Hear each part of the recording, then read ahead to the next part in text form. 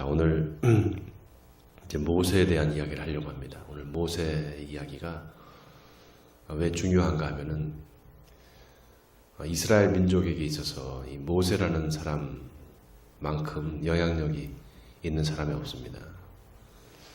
유대인들은 그 메시아를 믿지 않아요. 예수님을 믿지 않는단 말이죠. 아직도 그 메시아가 올 거다 이렇게 생각하고 있어요. 제가 성지순례를 갔었는데요. 성지순례 가니까 마가의 다락방, 여러분 아시죠? 마가의 다락방. 그 성령 강림이 있었던 마가의 다락방이 그 예루살렘 그 성 안에 있어요. 근데 거기가 2층입니다. 2층. 2층에 이렇게 다락방이 있는데 딱 우리 교회만 해요. 사이즈가 한 34평 되는데 천고도 조금 높고 굉장히 큰 방입니다. 근데 그 마가의 다락방 거기 바로 밑에가 뭐냐 하면은 다윗의 무덤이 있어요. 다윗이 거기서 이제 장사됐다는 그런 무덤이 있습니다. 그러니까 거기 유대인들이 엄청나게 많이 와요. 그 다윗을 참배하기 위해서.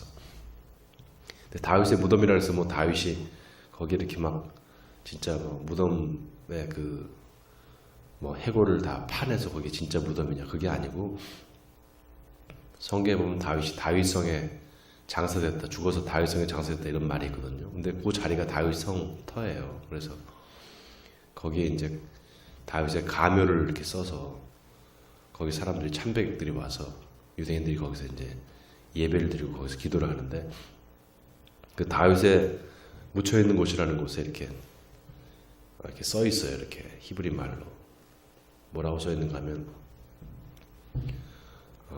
제가 히브리 말로 정확하게 기억이 안 나는데 다빗 멜렉 이스라엘 하이 바카얌 이렇게 히브리 말로 써 있어요. 기억이 나네요 이제. 다빗 멜렉 이스라엘 하이 바카얌 이게 무슨 뜻이냐면 이스라엘의 왕 다윗 그는 다시 일어날 것이다 이런 뜻입니다. 다시 일어날 것이다.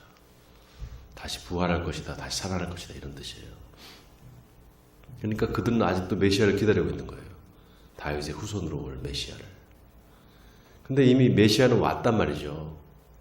와서 이미 승천하셔서 이제 우리가 성령까지 다 받았는데 아직도 그 사람들은 다윗의 후손으로 오실 메시아를 기다리고 있는 거예요. 예수가 아니라고 생각하는 거예요. 그래서 그들한테는 지금 뭐만 있느냐? 율법만 있어요. 율법만. 은혜가 없는 거예요. 아직까지. 율법으로만 지금 하나님을 믿고 있는 겁니다. 그게 모세의 율법 아니겠어요? 모세가 그런 인물이에요. 가장 이스라엘 민족한테는 가장 중요한 인물입니다. 자, 오늘 그 모세의 이야기인데 오늘 23절에 보니까 모세가 태어났을 때 그 부모가 아름다운 아임을 보고 석 달 동안 숨겨서 왕의 명령을 무서워하지 아니하였다 이렇게 나와 있습니다. 모세가 여러분 레위 지파잖아요. 레위 지파. 모세는 레위 지파입니다. 레위 지파가 여러분 아시다시피 제사장 이제 지파가 거기서 나오잖아요. 모세의 부모가 모세가 태어났는데 이 아이가 너무 예쁜 거예요. 너무 한마디로 용모가 준수한 거죠. 아이가 너무 아름다운 아이인 거죠. 그래서 그때 당시에 애굽의 파라오가 다 사내아이가 태어나면 다 죽여버렸잖아요. 그 이스라엘의 한마디로 민족이 자꾸 늘어나니까 그 산화 정책을 쓸 겁니다. 그래서 딸이 태어나면 살려주는데 아들이 태어나면 다 죽여버렸어요. 근데 이 모세의 부모가 그 아이를 숨겨서 석 달 동안 숨겨서 조금 이제 키운 다음에 얘를 이제 차마 죽일 수가 없어서 갈 상자에다가 넣어서 떠내 보내잖아요. 그래서 그 나일강에 이집트의 그 나일강에서 그 애굽의 파라오의 그 공주가 그 갈 상자를 건져내서 아이를 왕국에서 키우지 않습니까? 그래서 그 모세의 이름이 물에서 건져냈다 이런 뜻을 갖고 있어요. 그리고 또 놀랍게도 그 가엘 상자를 뭐라고 하는가? 아크라 그래요. 아크. 갈대 상자를. 그 아크가 여러분 아시다시피 뭡니까? 그 노아의 방주를 아크라 그러잖아요. 노아의 방주도 아크고 모세를 담았던 그 가엘 상자도 아크예요. 그러니까 구원의 어떻게 보면 메시지가 그 안에 다 담겨 있는 거죠, 벌써. 그 물에서 건져낸 모세가 애굽의 왕궁에서 산단 말이죠. 40년을 애굽의 왕궁에 살았어요. 모세가 120살에 이제 하나님의 부르심을 받잖아요. 근데 모세의 일생을 세 개로 이렇게 나눠볼 수가 있어요. 40년, 40년, 40년 이렇게. 그 40년, 첫 번째 40년은 애굽에서 그 파라오의 궁에서 살았던 40년이죠. 그 다음에 40년은 뭡니까? 미디안 광야에서의 40년이고, 그 다음 40년은 하나님의 부르심을 받고 이스라엘 백성들을 이제 출애굽해서 나오는. 그래서 이제 맨 마지막 느보산에서 120살에 죽는단 말이죠. 근데 신명기에 보면은 놀라운 말이 기록되어 있어요. 모세가 그 죽을 때 그 눈이 흐리지 아니하였고 기력이 쇠하지 아니하였다 이렇게 성경에 기록하고 있습니다. 눈이 흐리지 아니하였다. 또 기력이 쇠하지 아니하였다. 그러면 왜 죽었을까요? 그럼 왜 죽었을까요? 참 놀랍지 않아요? 죽었다고 나왔는데 그 죽은 모세를 묘사하기를 눈이 흐리지 아니하였고 기력이 쇠하지 아니하였는데 어떻게 그 죽을 수 있느냐? 그러니까 하나님께서 모세의 인생을 딱 이렇게 설계를 하신 거예요. 40 이렇게 딱 120살까지만 딱 살게끔 하나님께서 사명을 딱 주시고 그 사명이 끝나는 날까지 모세를 붙잡고 있다가 이제 모세가 그 사명을 다 하니까 딱 이제 손을 놓으신 거죠. 모세가 참 아쉬운 게 어찌 보면 모세는 일생을 하나님의 손에 붙잡혀서 하나님의 사역을 하다가 이제 죽었는데 그 모세의 마지막 그 소원이 있었잖아요. 그게 뭡니까? 가나안 땅에 들어가는 거잖아요. 근데 가나안 땅에 결국 들어가지 못해요. 그래서 성경에 보면은 모세가 하나님이 너는 가나안 땅에 못 들어간다 이렇게 말씀하시니까 너무 이 모세가 갈급한 마음으로 하나님 앞에 소원을 빕니다. 하나님 제발 들어가게 해달라고 자기. 근데 안 된다 그래요. 더 자꾸 소원을 얘기하고 들어가게 해달라고 자꾸 그러니까 더는 얘기하지 말라고 이렇게 하나님이 딱 잘라서 아주 냉정하게 말씀하셔요. 이거 뭐예요? 하나님께서 이미 모세의 삶을 거기까지 넌 여기까지야 이렇게 딱 정하셨다는 거잖아요. 이게 참 안타까움이 있는데 모세가 왜 못 들어갔는가 성경에 가나안 땅에 왜 못 들어갔는가 성경에 나와 있어요. 왜 못 들어갔습니까? 예? 왜 못 들어갔죠? 예? 말씀해 보세요.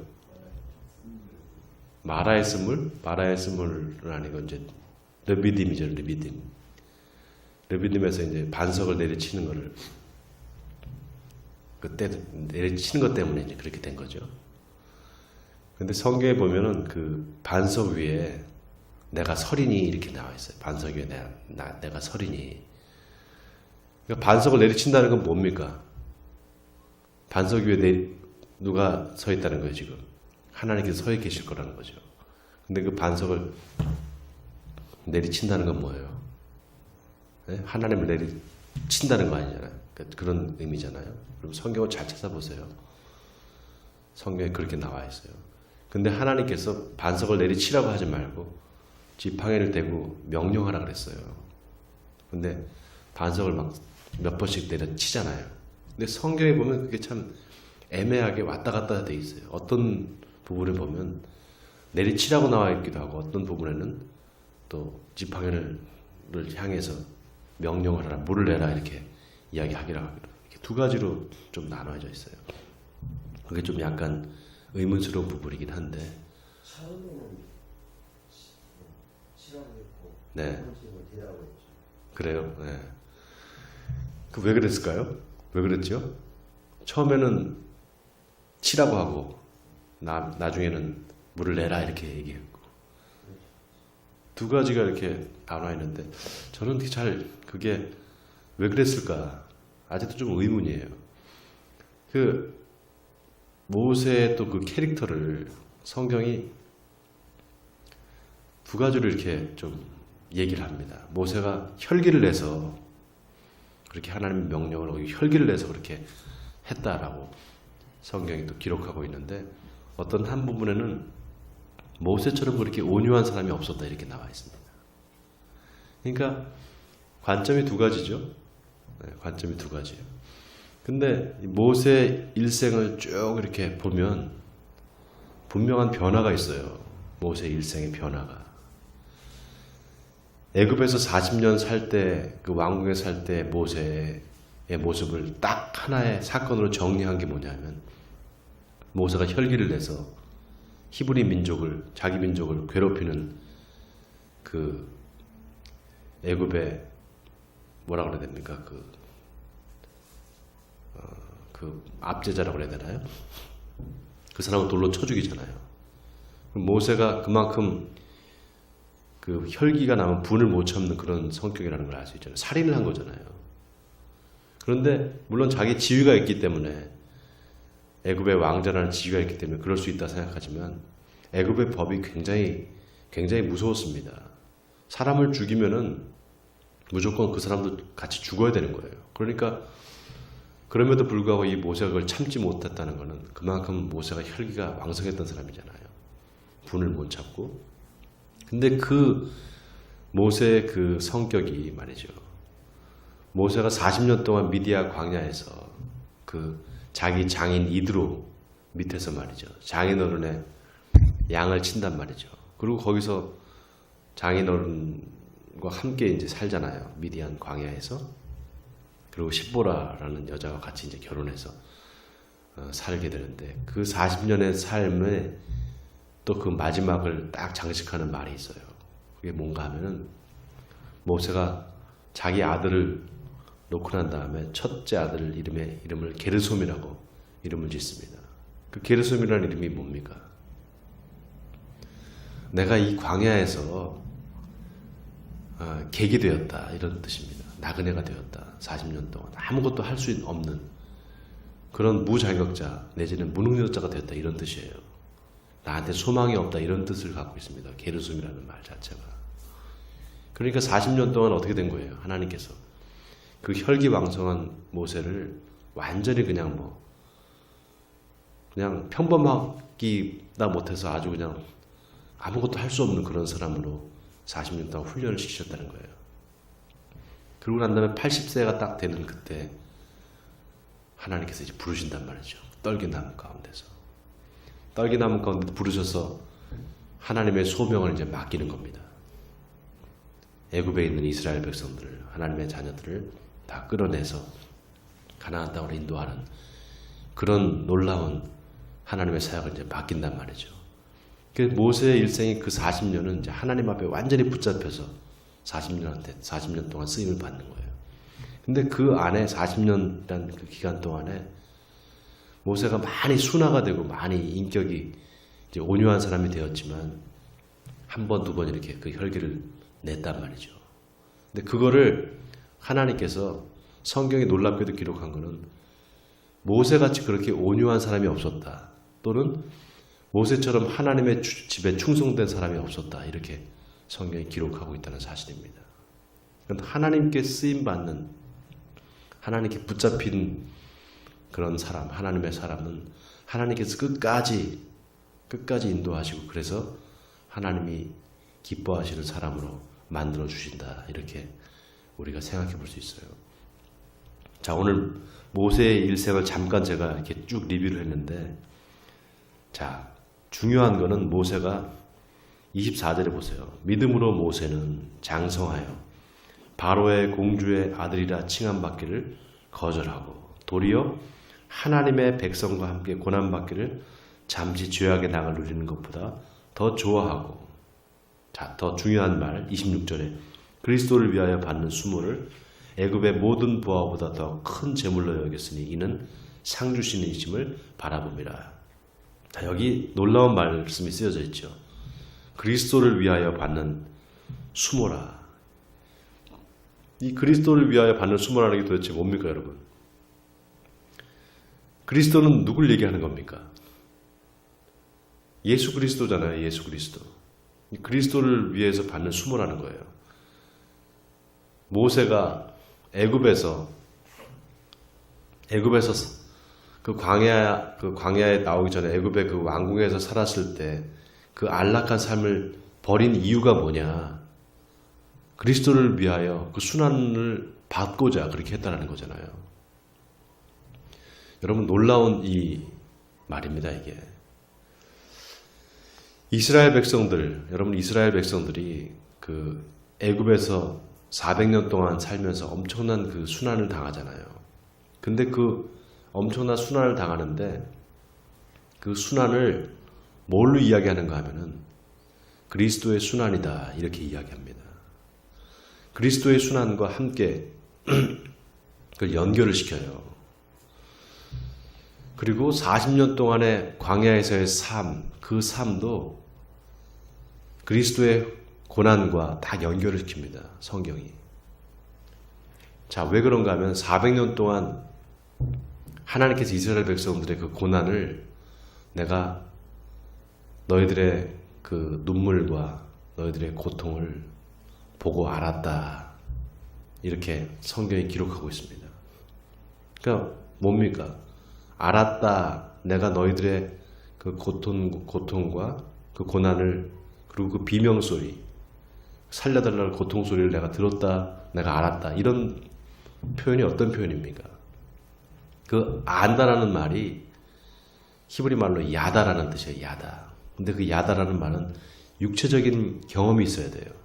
남녀 간의 사랑을 얘기할 때 내가 이 여자를 알았다, 관계를 했을 때 야다라는 말을 써요. 그러니까 안다라는 것은 육체가 수반되는 겁니다. 그럼 이게 무슨 얘기인가? 하나님께서 이스라엘 백성들의 고통을 400년 동안 그 이집트에서 살면서 노예로 살았던 그 고통을 하나님께서 아셨다는 게 무슨 말입니까?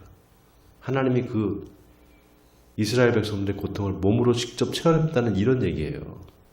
여기에 놀라운 신학적인 퀘스천 마크가 있어요. 어떻게 아셨냐는 거죠, 하나님이. 하나님의 영이신데 그 전에 그러면 메시아가 와서 경험했다는 건가? 하나님은 놀랍게도 이스라엘 백성들의 삶과 하나님을 동일시하셔요. 항상 고난받는 그 삶을 내가 고난받았다, 내 백성이 고난받은 걸 내가 고난받았다, 이렇게 그렇게 말씀하신단 말이죠. 그래서 그 모세의 삶이 40년 동안 광야에서 그 연단의 시간을 갖고 또 40년 동안 이스라엘 백성들을 40년 동안 그 광야에서 인도하면서 살았던 그 고난의 시간들을 전부 다 뭘로 연결시키는가 하면은 예수님의 사역과 연결시키는 거예요. 여러분, 놀랍게도 예수님이 공생애를 시작하시기 전에 마귀한테 시험을 당하셔요. 광야에서. 며칠 동안 시험을 당하십니까? 예? 40일 동안. 40일 동안 시험을 당하신단 말이죠. 그 40일 동안 시험 당하시는 게 어떤 의미를 갖고 있냐면 이스라엘 백성들이 40년 동안 광야에서 시험을 당하는 것과 다 연결이 되어 있어요. 그리고 우리가 사순절을 지내잖아요. 사순절. 예수님이 부활하시기 전까지 예수님의 고난을 부활하신 날로부터 시작해서 40일을 그로 앞으로 이제 해서 그때부터 시작해서 40일 동안을 사순절로 지낸단 말이죠. 그 40일의 시간을 우리가 뭐와 연결시키는가 하면은 이스라엘 백성들의 40년의 광야 생활과 연결시키는 거예요. 그래서 마귀가 시험한 게 3개잖아요. 예수님을 시험한 게. 첫 번째는 뭡니까? 돌을 떡으로 만들어 먹어라. 두 번째는 뭐예요? 천하 만국을 보여주면서 네가 나한테 절을 하면 내가 이걸 다 주겠다. 세 번째는 뭡니까? 성전에서 뛰어내려봐라. 천사가 너를 받쳐줄 거다. 이게 세 가지 시험이잖아요. 이 세 가지 시험이 여러분 이스라엘 백성들이 광야에서 40년 동안 그 고난받았던 것과 정확하게 연결되어 있어요. 이스라엘 백성들이 광야에서 어떤 시험을 받았습니까? 맨날 먹는 거. 먹을 게 없잖아요, 광야에. 근데 그 먹을 거 없는 광야에서 하나님께서 40년 동안 이스라엘 백성들 다 먹여 살렸단 말이죠. 네 의복이 해하지 아니하였고 발이 부르트지 아니하였다 그랬어요. 하나님께서 다 먹여주고 입히셨다는 거잖아요. 또 뭡니까? 천하 만국을 보여주면서 그거는 이제 예수님한테 주시는 시험이죠. 예수님한테 주시는 시험이에요. 내가 너한테 다 이 세상의 권세를 이런 걸 다 주겠다. 그런데 나한테 절을 해라. 하나님께 섬기지 마. 하나님 섬기지 말고. 그러니까 이스라엘 백성은 똑같이 그걸 경험한 거잖아요. 40년 동안 하나님께서 시험하신 게 뭡니까? 이스라엘 백성들이 끊임없이 다시 세상으로 돌아가려는 거예요. 세상으로 돌아가겠다는 거죠. 계속해서. 그거를 하나님께서 막으신 거예요. 세상으로 돌아가지 말고 세상을 의지하지 말고 나를 의지해야 된다는 거죠. 내 앞에 절해야 된다는 겁니다. 다른 거 우상 섬기지 말고. 그게 두 번째 시험 아니겠어요? 세 번째 시험은 뭡니까? 종교적인 거죠. 종교적인 하나님을 믿는 그 하나님을 믿는 자녀로서의 여러분 그 교만이라는 게 있어요. 영적인 교만이. 우리가 그걸 참 조심해야 돼요. 먹는 거 그런 시험보다 또 세상의 어떤 그런 권력이나 권세 그런 시험보다 더 아주 고차원적인 시험이 있어요. 그 시험이 뭐냐면 하나님의 자녀로서 교만해지는 거. 영적인 교만에 빠지는 거. 이게 우리가 가장 위험한 겁니다. 특히 예수 믿는 사람들한테. 그 시험을 우리가 패스해야 돼요. 그래서 이 세 가지 시험도 다 이스라엘 민족들과 연결되어 있고 또 40년의 기간이나 예수님께서 받으신 그 40일의 시험, 광야에서의 시험도 다 이게 이스라엘 민족들의 삶과 연결되어 있어요. 자, 그런 의미에서 그리스도를 위하여 받는 수모다. 이게 아주 놀랍습니다. 여러분 한 가지 재밌는 게 뭔지 아세요? 바로 앞에 요셉 이야기가 나왔잖아요. 요셉 이야기가. 근데 이 요셉이 자기 해골을 메고 가달라 이렇게 부탁했잖아요. 그래서 해골을 메고 가서 장사 지낸 데가 어디라 그랬죠? 세겜이라고 그랬잖아요. 세겜에 있는 그 땅을 야곱이 사가지고 요셉한테 줬다 그랬잖아요. 그래서 그 요셉의 해골이 그 세겜에 가서 묻히는 거예요. 근데 그 세겜이라는 단어가요, 두 가지 의미를 갖고 있어요. 세겜이라는 단어, 셰켐이라는 단어가 그게 그 땅의 지명을 이야기하잖아요. 근데 또 하나는 어깨에 매다 이런 뜻을 갖고 있어요. 어깨에 매다. 어깨에 뭘 짐을 짊어 매다 이런 뜻을 갖고 있어요. 이스라엘 백성들이 요셉의 해골을 들고 갈 때 어떻게 들고 가냐? 어깨에 메고 갔어요. 무슨 얘기인지 아시겠어요? 어깨에 메고 갔단 말이죠. 그리고 어떻게 합니까? 제사장들이 그 언약궤를 어떻게 해요? 메고 간단 말이죠. 예수님께서 십자가를 어떻게 했어요? 어깨에 메고 갔어요. 그 세겜이라는 말이 그런 영적인 의미를 갖고 있습니다. 어깨에 매다. 그리스도의 순환을 상징하는 말이에요. 이 세겜이라는 말 자체가. 그래서 그리스도를 위하여 받는 수모, 이 수모라는 게 뭔가 이스라엘 백성들이 광야에서 고난받고 또 그 전에 400년 동안 애굽에서 순환을 당하는 이런 모든 것들을 다 함축적으로 이야기하고 있는 겁니다. 그것을 애굽의 보화, 세상 것이죠. 세상의 부귀영화보다도 더 큰 걸로 여겼다는 거예요. 여기 보니까 재미있는 표현이에요. 애굽의 모든 보화보다 더 큰 재물로 여겼으니 이는 상주심을 바라봅니다. 모세의 일생은 이렇게 세상으로부터 구별돼서 하나님으로 향하는 이 삶을 살았다는 거죠. 자, 그 다음에 27절에 보니까 믿음으로 애굽을 떠나 왕의 노함을 무서워하지 아니하고 곧 보이지 아니하는 자를 보는 것 같이 하여 참았으며. 자, 이 표현도 아주 좀 재밌는데 보이지 않는 자를 보는 자로 해서 참았다. 이 보이지 않는 자가 누굴까? 28절을 보세요. 믿음으로 유월절과 피 뿌리는 예식을 정하였으니 이는 장자를 멸하는 자로 그들을 건드리지 않게 하려 한 것이며. 여기 장자를 멸하는 자, 이 장자를 멸하는 자가 누군가? 바로 여호와예요. 여호와 하나님. 여호와 하나님이 보이지 않죠, 눈에. 애굽의 파라오는 눈에 보이잖아요. 그죠? 세상의 권력자를 우리가 두려워하잖아요. 그런데 정작 하나님을 두려워하진 않아요. 이게 아이러니한 거죠. 오늘 이 메시지가 우리에게 전하는, 이 오늘 본문이 전하는 메시지가 이겁니다. 하나님의 백성은 하나님의 통치를 받고 살아가는데, 이 땅에 살아가는데 정작 하나님의 백성들이 하나님을 두려워하지 않고 살아간다는 거예요. 세상의 권력에, 세상의 부귀와 영화에, 거기에 고개를 숙이고 거기에 자꾸 타협하면서 살아간다는 거죠. 그거는 하나님께서 기뻐하시는 삶이 아니다. 모세는 그런 삶을 딱 단절하고 하나님이 기뻐하시는 삶으로, 하나님을 두려워하는 삶으로 살았다는 겁니다.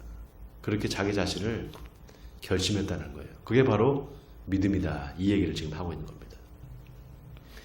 우리가 이 땅을 살아가면서 여러 가지 고난을 당하는데 그 고난의 대부분은 뭐냐 하면은 다 먹고 사는 문제입니다. 네. 이스라엘 백성들이 40년 동안 광야에서 당했던 그 시험이 우리하고 똑같아요. 그러니까 그걸 대입시켜 보면 아주 정확하게 맞아떨어집니다. 뭘 먹고 뭘 입을까? 맨날 그 걱정이 있잖아요. 그 다음에 세상 것을 자꾸 기웃거리는 거예요. 세상의 삶이 좋아 보이는 거거든요. 그리고 그 시험을 통과하고 나면 또 영적인 시험에 빠져요. 영적인 교만함에 빠져. 그래서 우리가 하나님만을 섬기고 하나님의 말씀에 순종하고 살아가는 이게 보통 쉬운 일이 아닙니다. 어려운 일이에요.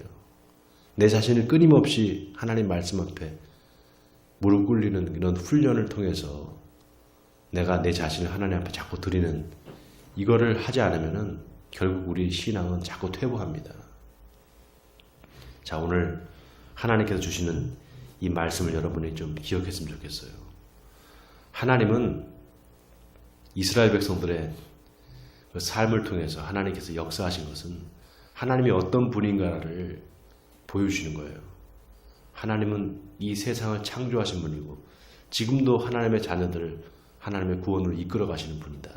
그렇기 때문에 우리가 하나님의 말씀에 절대적으로 순종하고 살아가는 것, 세상 것을 바라보면서 세상에 기웃거리지 말고 하나님의 말씀대로 순종하고 살아가는 이 삶을 살아갈 때 우리가 하나님의 자녀로서 하나님 앞에 온전히 설 수 있다라는 것입니다. 원하기는 오늘 말씀을 통해서 여러분들이 하나님의 말씀에 순종하겠다. 내가 세상 것을 자꾸 기웃거리지 않겠다. 이런 다짐을 하고 하나님 앞에 결단하는 시간을 가졌으면 좋겠습니다. 그래서 하나님의 인도하심을 따라서 살아가신 여러분 되시기를 주님의 이름으로 간절히 축원드립니다.